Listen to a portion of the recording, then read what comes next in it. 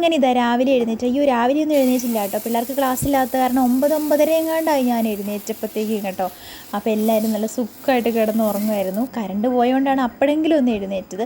അപ്പോൾ രാവിലെ ഗോതമ്പ് ദോശ വേഗം ഉണ്ടാക്കി, സിമ്പിളായിട്ട് ഉണ്ടാക്കാമല്ലോ. പിന്നെ ഇതാ മുട്ടക്കറിയും കൂടെ വെച്ചു. എൻ്റെ ഉണ്ണിക്കാണെങ്കിൽ നോയമ്പാണ് കേട്ടോ, മുട്ടയൊന്നും കഴിക്കത്തില്ല അത്. എന്നാലും ഞങ്ങൾക്ക് വേണ്ടിയിട്ട് അത് പൊളിച്ച് തന്നു. ഞാൻ പൊളിക്കേണ്ടെന്ന് പറഞ്ഞാണേ, പക്ഷേ ഉണ്ണി അത് സഹിച്ച് ത്യാഗമാണ് ഉണ്ണി എന്നൊക്കെ പറഞ്ഞ് ഞാൻ സാരമില്ല എന്ന് പറഞ്ഞു. അങ്ങനെ അവൾ പൊളിച്ചൊക്കെ തന്നു. പിന്നെ ഇതാ നമ്മുടെ ചെറുക്കനെ എസക്കൂട്ടനെ കുളിപ്പിച്ചുകൊണ്ടിരിക്കുകയാണോ.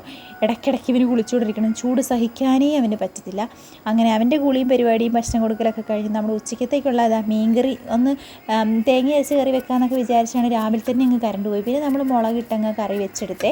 പിന്നെ എനിക്ക് മീൻ വൃത്തിയാക്കൊന്നും വേണ്ട, ഇവിടെ നമ്മുടെ പാലക്കയത്ത് നിന്ന് മീൻ മേടിക്കുമ്പോഴത്തേക്കും അയാൾ വേഗം വൃത്തിയാക്കി തരും കേട്ടോ. എനിക്ക് വെട്ടിപ്പെറുക്കി സെറ്റാക്കി തരും. കാരണം എനിക്ക് അയ്യോ 3 പിള്ളേരുള്ളതല്ലേ എന്നൊക്കെ അയാൾക്ക് അറിയാം. അപ്പോൾ അത് കാരണം അതൊക്കെ സെറ്റാക്കി തന്നു. പിന്നെ നമ്മളങ്ങനെ മീൻകറി വേഗം വെച്ചു. പിന്നെ ഇന്നലത്തെ കുറച്ച് കറികൾ ഇരിപ്പുണ്ടായിരുന്നു. പിന്നെ കഴിഞ്ഞ ദിവസം നമ്മൾ പറിച്ച കോവയ്ക്കുണ്ടല്ലോ, അത് വെച്ചൊരു മെഴുക്ക് പുരട്ടിയും കൂടെ വെച്ചു.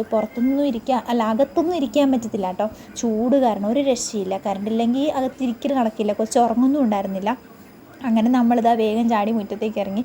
അപ്പോഴാണ് എൻ്റെ ചെടിയുടെ ആ ഭാഗം ഒന്ന് വൃത്തിയാക്കിയേക്കാമെന്ന് വിചാരിച്ചു. മൊത്തമൊന്നും ഇപ്പം നടക്കില്ല, എന്നാലും എല്ലാം പെറുക്കി പുറത്ത് വെക്കാമെന്നൊക്കെ ഞാൻ ഇങ്ങനെ വിചാരിച്ചേ. അപ്പോൾ ഒരു മൂടലൊക്കെ കണ്ടപ്പോൾ മഴ പെയ്യായിരിക്കും, അപ്പോൾ ഇതൊക്കെ നനയട്ടെ എന്നൊക്കെ വിചാരിച്ചാണ് ഇത് പെറുക്കി വെക്കുന്നത്. ഞാൻ പെറുക്കി വെക്കുന്ന കണ്ടപ്പോഴത്തേക്കും പിള്ളേർ പറഞ്ഞു അന്ന് അമ്മ മാറി നിൽക്കി ഞങ്ങളും കൂടെ സഹായിക്കാമെന്ന് പറഞ്ഞിട്ട് മൊത്തം വേര് പിടിച്ചാൽ മിച്ചിലേക്ക് മൊത്തം വേരിറങ്ങി പോയിട്ടുണ്ടായിരുന്നു കേട്ടോ.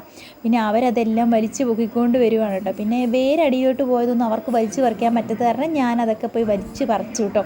അതിൻ്റെ അടിയിൽ ചാക്കൊക്കെ വെച്ചിട്ടാണ് മിറ്റിലൊക്കെ ഇട്ടത്, പക്ഷേ അതിൻ്റെ അടിയിലേക്ക് പോയേക്കുമായിരുന്നു കേട്ടോ. ഇതൊക്കെ ഇനി എന്താവും എന്തോ ദൈവത്തിന് മാത്രം അറിയത്തില്ല. ആ ബോഗൺവില്ലയൊക്കെ ആണെങ്കിൽ വലിച്ച് പറിച്ചിട്ടെങ്കിൽ പോരുന്നുണ്ടായിരുന്നില്ല. പറിച്ചെടുത്ത് അതിൻ്റെ വേര് പൊട്ടിയതേ അത് വാടി തുടങ്ങിയിട്ടുണ്ട്. ഇനി അത് പിടിക്കുമെന്നൊന്നും അറിയത്തില്ല, മിക്കവാറും കരിഞ്ഞു പോകാനാണ് സാധ്യത. ഈ ടേർട്ടിൽ വെയിൻ ആണെങ്കിൽ മോളിൽ നിന്ന് ചാടിയതാണ് കേട്ടോ, അത് മൊത്തം അവിടെ പടർന്ന് പിടിച്ചു. ഞാൻ എല്ലാം മോളോട്ട് എടുത്ത് വെച്ചു. അപ്പോഴത്തേക്ക് എൻ്റെ കണ്ണിലാണെങ്കിൽ പൊടിയും പോയി. അതോടുകൂടി എല്ലാം തീരുമാനമായി.